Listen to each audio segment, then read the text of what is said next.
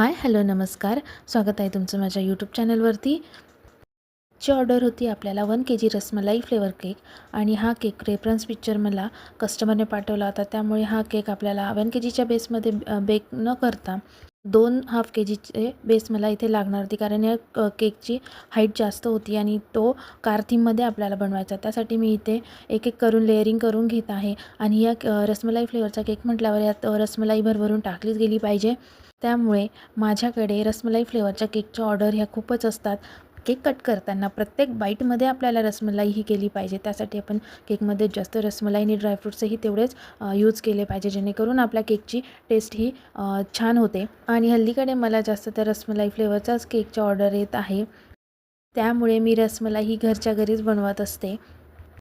केकच्या लेअरिंग करून आता केक आपण क्रम कोट करून फ्रीजमध्ये थोड्या वेळासाठी सेट करण्यासाठी ठेवून देऊ.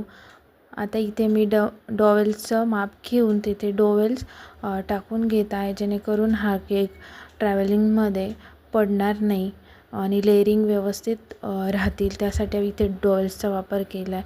इथे आता फायनल आयसिंग करून घेत आहे.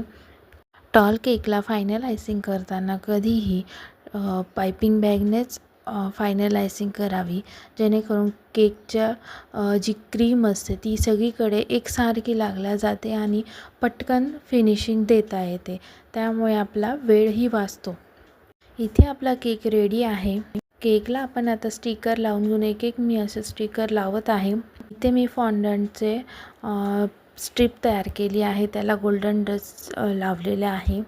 पोर्शा कारचे जे लोगो होता तो लोगो माझ्याकडून मोठा लावला गेला, पण तो काही व्यवस्थित दिसत नव्हता, म्हणून मी छोटा लावला आणि त्यामुळे केक परफेक्ट असा छान दिसत होता. इथे आपला केक हा रेडी आहे.